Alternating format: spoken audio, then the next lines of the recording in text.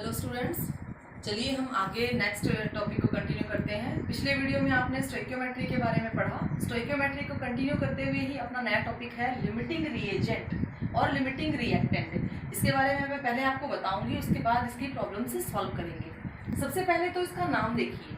नाम कह रहा है लिमिटिंग। लिमिटिंग का मतलब होता है लिमिट बांध दी, इसकी हमने सीमा तय कर दी, समय सीमा जिसके पास हमारी बिल्कुल फिक्स हो। रिएक्टेंट और रिएजेंट, आप किसी रिएक्शन में दो चीजें देखते हैं कि एक होता है रिएक्टेंट और एक होता है प्रोडक्ट। कह रहे हैं कि जब तक आप किसी रिएक्टेंट की सीमा तय नहीं करेंगे या आपको ये पता है कि किसी रिएक्टेंट को आपने कंज्यूम करने के लिए थोड़ा लिया है तो प्रोडक्ट उसी के अकॉर्डिंग बनता है। एक बार डेफिनेशंस देखते हैं, फिर कुछ बातें हैं जो और क्लियर करनी है। द रिएक्टेंट और substance which is completely react, जो पूरे तरीके से रिएक्ट हो जाता है in the reaction is called limiting reagent. जो कंप्लीटली रिएक्ट हो जाए, अब उसी के साथ एक इसका सिनोनिम लगा लीजिए या इसका कंपेनियन लगा लीजिए कि एक्सेस रिएक्टेंट क्या है। Access, limiting, access. लिमिटिंग यानी कि लिमिट में, एक्सेस यानी कि ज्यादा। The reactant which is not consumed completely in the reaction is called access reagent. अब यहाँ पर मैं एक छोटी सी कहानी बताऊंगी ताकि आपको ये समझ में आ जाए कि लिमिटिंग किसको बोला जा रहा है और एक्सेस किसको बोला जा रहा है।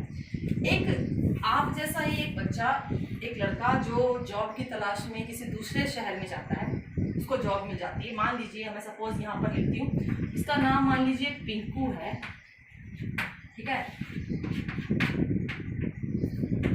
वो जॉब की तलाश में किसी दूसरे शहर में जाता है, ठीक है। जॉब भी मिल जाती है, कंपनी की टाइमिंग होती है 9 to 5 कि आप सुबह 9 बजे से लेकर शाम को 5 बजे तक कंपनी में अपना काम करेंगे।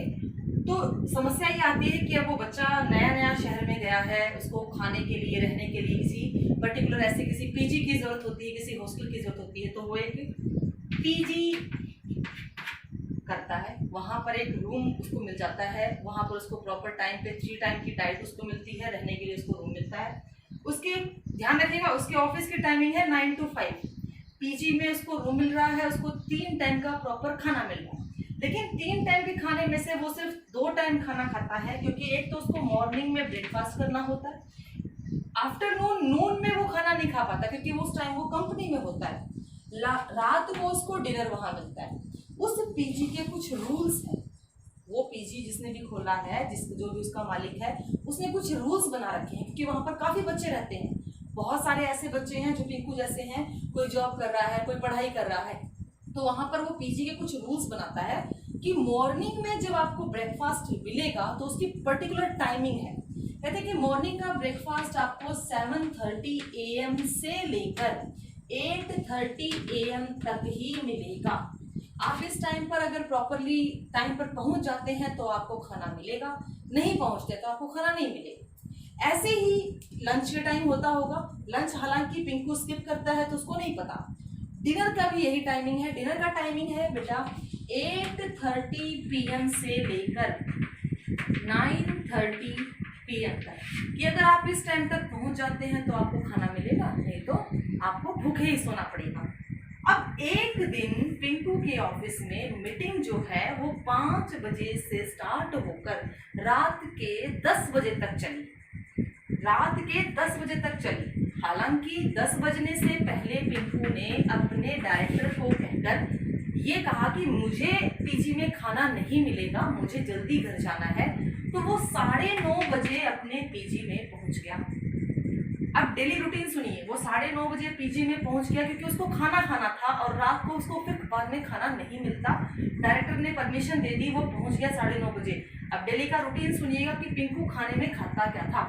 पिंकू खाने में खाता था 6 चपाती। उसने 6 चपाती, उसके ये डिनर की बात हो रही है कि वो खाने में 6 चपाती लेता था। 2 बाउल सब्जी के लेता था। कोई भी सब्जी जो उस टाइम बनी होती थी, सीजनल सब्जी कोई भी, जैसी पीजी में उनके खाने में मैस में बनती थी, 2 बाउल उसको सब्जी चाहिए होती थी। 1 कटोरी उसको रायता चाहिए होता था और साथ में सैलड वैलड जो थी उसको एक्स्ट्रा मिलती थी। तो ये उसका जो है डेली का रूटीन था। 6 चपाती, 2 कटोरी सब्जी 1 कटोरी रायता और साथ में सैलड पापड़ जो भी उसके साथ में एक्स्ट्रा था। तो उसको अगर हम इसके डिनर के हम इस प्रोसेस को उसकी जो रूटीन था उसको अगर हम चेक करें तो उसको 6 रोटी के साथ 2 कटोरी सब्जी चाहिए ही चाहिए थी।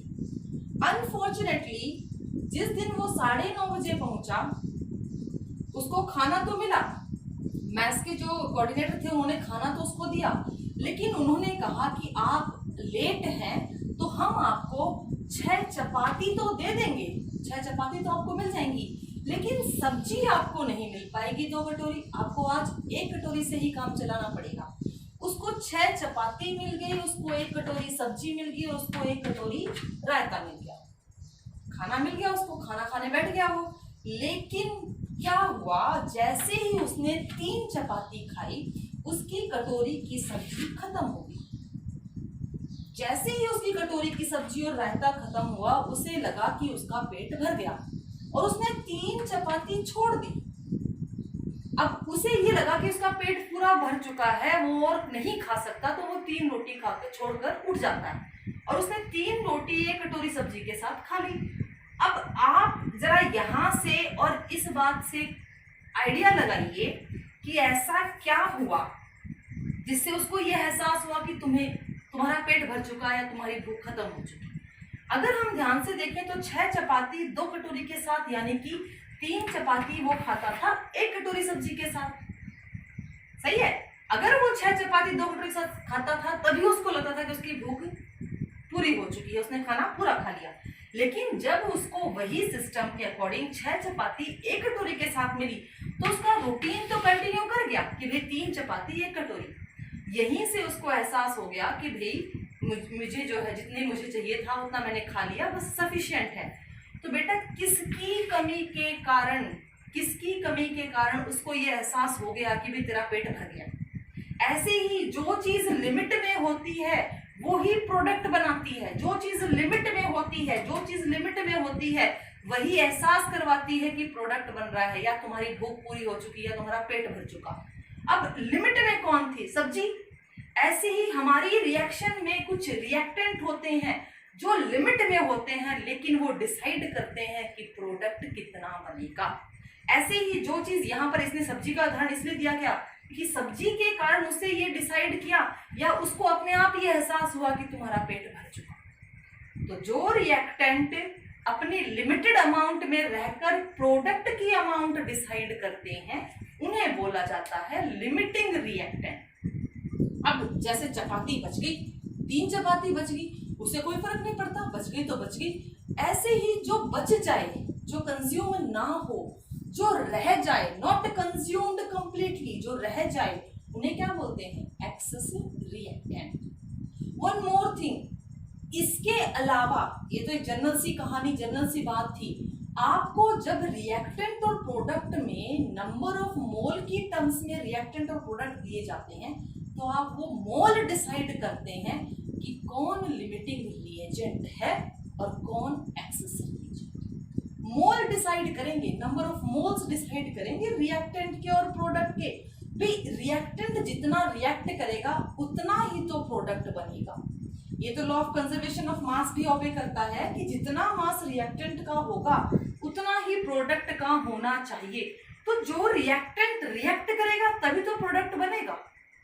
इसी के बेसिस पे हम न्यूमेरिकल्स देखते हैं, उनसे और बहुत सी बातें हमारी जो है वो क्लियर हो जाएंगी।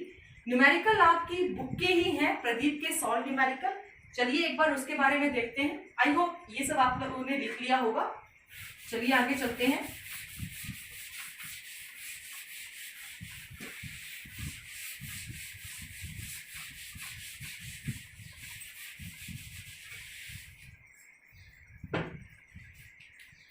मैं एक न्यूमेरिकल ले रही हूँ जो प्रदीप में आपके सॉल्व है।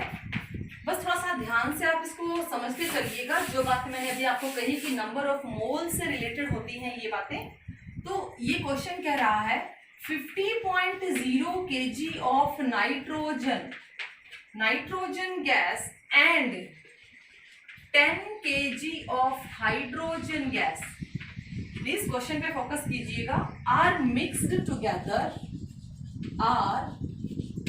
मिक्स्ड टू प्रोड्यूस अमोनिया, दोनों को मिलाकर मैंने प्रोडक्ट बनाया अमोनिया। आप पता लगाइए, कैलकुलेट द अमोनिया फॉर्म्ड, कितनी अमोनिया बनेगी, calculate the ammonia formed and identify the LR stands for limiting reagent. Clearly notice कीजिएगा इस एब्रिविएशन को, LR stands for limiting reagent. अब यहाँ से हमें ये थोड़ा सा समझते हुए चलना है। मैंने अभी आपको ये कहा कि हम मोल्स के रूप में पता लगाएंगे कि LR कौन है। अब मोल तो यहाँ है नहीं, यहाँ तो दे रखी है अमाउंट, मास। तो यहाँ पर रिएक्शन कंसिडर करते हैं। हमारी रिएक्शन जो होगी वो ये होगी, nitrogen gas plus hydrogen gas is equal to ammonia gas, right. सबसे पहले हम इस रिएक्शन को बैलेंस करेंगे। नाइट्रोजन के 2 मोल हैं, 2 एटम है, नाइट्रोजन के 2 एटम है, हाइड्रोजन के 6 है, तो हमने इसको बैलेंस किया। यहाँ पर जरा ध्यान दीजिएगा, 1 मोल नाइट्रोजन का कितने मोल हाइड्रोजन से रिएक्ट कर रहा है, 3 मोल, और कितने मोल अमोनिया के प्रोड्यूस कर रहा है, 2 मोल। अकॉर्डिंग टू द क्वेश्चन अगर हम चलते हैं तो सबसे पहले हम क्या कैलकुलेट करेंगे, number of moles of nitrogen.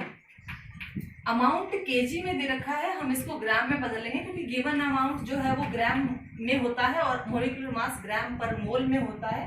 तो हमने इस अमाउंट को ग्राम में कन्वर्ट कर लिया। हमारे पास अमाउंट आया 50,000 gram over molecular mass of nitrogen is 28 gram per mole, 28 gram per mole, right. ग्राम से ग्राम कैंसिल हो जाता है, नंबर ऑफ मोल हमें मिलते हैं मोल की फॉर्म में। तो नंबर ऑफ मोल यहाँ से हमें कितने मिलेंगे, यहाँ से मिलेंगे 1785.7 mole. These are the number of mole of nitrogen. ऐसे ही हमने नंबर ऑफ मोल निकालने हैं किसके, हाइड्रोजन के। Number of moles of hydrogen, number of moles of hydrogen निकालने के लिए भी हमें इसके अमाउंट को ग्राम में चेंज करना पड़ेगा। अमाउंट चेंज किया हमने 10,000 डिवाइडेड बाई, ध्यान दीजिएगा बेटा, हाइड्रोजन का जो मास है वो हम ज्यादातर लेकर चलते हैं 2.016 ग्राम पर मोल, ठीक है। आप 2 मत लीजिएगा, इसको 2.016 ग्राम पर मोल लीजिएगा, तभी आपका जो आंसर है वो एक्यूरेट आएगा।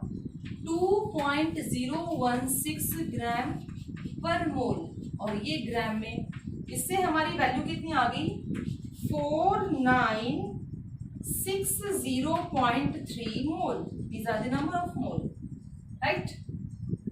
अब समस्या ये है कि शक्ल से तो लग रहा है कि इसके मोल कम है और वैसे लग रहा है कि इसके मोल ज्यादा है, तो हम इसको LR बोल दें, पर नहीं, हमें ये देखना पड़ेगा कि इस रिएक्शन के अकॉर्डिंग क्या ये अप्रोप्रिएट है।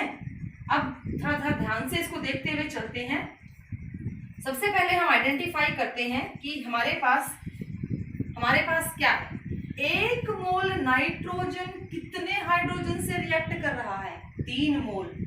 इस बात को मैं यहाँ पर लिख रही हूँ, 1 मोल नाइट्रोजन रिएक्ट करता है 3 मोल ऑफ हाइड्रोजन के साथ, राइट। तो इतने मोल 1785.7 मोल ऑफ नाइट्रोजन अगर रिएक्ट करेंगे तो कितने मोल ऑफ हाइड्रोजन चाहिएंगे, 85.7 मोल। इसको जब हम मल्टीप्लाई करते हैं, 1785 को अगर हम मल्टीप्लाई करते हैं तो हमारा आंसर आता है 5355.9 मोल। अब देखो बेटा, जब 1 मोल रिएक्ट कर रहा था तो 3 मोल बने, और 1785.7 मोल रिएक्ट करते हैं तो इतने मोल। ये मोल देखा जाए तो इससे तो बहुत ज्यादा है, नहीं? रिएक्शन में नंबर ऑफ मोल हाइड्रोजन के गिवन है, उनसे तो बहुत ज्यादा है। है या नहीं? ये भी क्वेश्चन में गिवन है, ये भी क्वेश्चन में गिवन है, और मैंने क्या कहा था कि आपको क्या चेक करना है, आपको यही तो चेक करना है कि कितने बच गए वो कौन, एक्सेस, और कितने नहीं बचे जो खत्म हो गए वो कौन, लिमिटिंग। अब 4960.3 और ये दोनों ही हाइड्रोजन के मोल हैं, ये तो तब है जब इतने अमाउंट रिएक्ट करेगा, इसका मतलब इसके कुछ मोल बचने चाहिए थे और इसके मोल तो कम है, तो जिसकी वैल्यू या जिसका अमाउंट कम है वो ही हमारे लिए क्या होता है, एला। ये पहले भी बताया है। अब इसको और कंफर्म करके देख सकते हैं कि 3 मोल हाइड्रोजन के रिएक्ट करते हैं, इसको और कंफर्म कर लेते हैं। ऐसी बात नहीं है कि हम इसको कंफर्म नहीं कर सकते। इसको नीचे देख के देखते हैं कि अगर 3 मोल हाइड्रोजन के रिएक्ट करते हैं तो उस वक्त हमें कितने मोल नाइट्रोजन के चाहिए होते हैं? उस वक्त हमें 1 मोल नाइट्रोजन का चाहिए होता है, 1 मोल ऑफ नाइट्रोजन। मैंने रिवर्स करके देखा तो मैं कंपेयर करना चाह रही थी कि किसके मोल ज्यादा होंगे, लेकिन अगर 4960.3 मोल हाइड्रोजन के रिएक्ट करेंगे तो नाइट्रोजन के कितने चाहिएंगे, 1/3 इंटू में 4960.3 मोल, 3 मोल ऑफ नाइट्रोजन, राइट। मैंने इसको सॉल्व किया तो मुझे आंसर मिला 1653.4 मोल, 1653.4 मोल। अब देखिए पहले कौन खत्म हो जाएगा, यही तो खत्म हो जाएगा, क्योंकि ये तो इतने ही मोल से रिएक्ट करेगा ना, और जबकि है कितने हमारे पास मोल, हमारे पास कितने मोल हैं 1785, जबकि खत्म कितने पे हो जाएंगे 1653। फिर भी नाइट्रोजन बच गया पीछे, नाइट्रोजन बच गया तो लिमिटिंग रिएजेंट कौन हुआ, लिमिटिंग रिएजेंट हुआ hydrogen. Hydrogen is the limiting reagent. यहां से आप फिर से एक बार क्लैरिफाई कर लीजिए कि गिवन मोल इतने हैं, लेकिन कंज्यूम कितने हुए, सिर्फ इतने, कंज्यूम सिर्फ इतने हुए, तो बाकी तो बच गए। तो नाइट्रोजन हमारे लिए क्या है, एक्सेस रिएजेंट, और जिसके कंप्लीटली कंज्यूम हो गए, देखो इतने चाहिए थे लेकिन हैं कितने, थोड़े से ही अमाउंट के, तो कंप्लीटली कंज्यूम हो गए, तो हमारा हाइड्रोजन क्या हो गया, लिमिटिंग रिएजेंट। ये बातें तो हमने इस क्वेश्चन को फाइंड आउट करने के लिए की कि आइडेंटिफाई द लिमिटिंग रिएजेंट। अब इसी से हम आगे चलते हैं, calculate the ammonia form. One more thing I want to clear to that कि अब जब भी प्रोडक्ट की फॉर्मेशन बतानी होगी तो उसको कौन डिसाइड करेगा, लिमिटिंग रिएजेंट। कि लिमिटिंग रिएजेंट जो है वही बताएगा कितना प्रोडक्ट बनेगा। अब इस क्वेश्चन को आगे कंटिन्यू करते हैं। हमें लिमिटिंग रिएजेंट का मालूम चल गया, हम अब सिर्फ प्रोडक्ट के ऊपर फोकस करेंगे कि प्रोडक्ट कितना बनता है, प्रोडक्ट यानी कि अमाउंट कितनी होगी प्रोडक्ट की। हमें मालूम है कि लिमिटिंग रिएजेंट कितना है, ठीक है। According to the question 3 mole of hydrogen अगर रिएक्ट करते हैं, लिमिटिंग रिएजेंट हमने इसी को तो बोला है, तो मैं इसी के साथ रिलेशन देखूंगी। 3 मोल ऑफ हाइड्रोजन अगर रिएक्ट करते हैं तो 2 मोल अमोनिया के बने। कितने मोल अमोनिया के बने, 2 मोल अमोनिया के बने, लेकिन क्वेश्चन में कितने थे, 4960.3 मोल ऑफ हाइड्रोजन। तो मेरे पास अमोनिया कितना बना, अमोनिया बना 2/3 इंटू में 4960.3 मोल ऑफ अमोनिया, इतना ही बना ना। इसको अगर हमने सॉल्व किया तो आंसर आया 3306.9 mole of ammonia. This is the answer for our first question, we calculate the ammonia form. This is the number of moles of ammonia, right? If you want to change into in kg, अब question में तो KG में पूछा गया है तो आपको इसको केजी में ही कन्वर्ट करना होगा। अगर आप इसको केजी में कन्वर्ट करते हो तो आप कैसे पता लगाएंगे, चलिए बताइए, केजी में कन्वर्ट करेंगे कैसा पता लगाएंगे। केजी में कन्वर्ट करने के लिए फॉर्मूला अप्लाई करते हैं हम, ध्यान दीजिएगा, number of moles is equal to mass over molar mass. ठीक है, हमें क्या पता लगाना है, हमें मास पता लगाना है, मोल हमारे पास है, तो हमारा फॉर्मूला क्या बन गया, mass is equal to number of mole into में मोलर मास। नाउ अपने नंबर ऑफ मोल कितने हैं, 3306.9 और मोलर मास ऑफ अमोनिया कितना होता है, मोलर मास ऑफ अमोनिया कितना होता है 17। आंसर कितना आ गया 56217 ग्राम। ग्राम में आपका आ गया, आप इसको किलोग्राम में कन्वर्ट कर लो, किलोग्राम में कन्वर्ट करते हो तो कितना आंसर आएगा 56.217 kg। This is our final answer for the calculation of ammonia form, amount of the ammonia form. It's okay for today.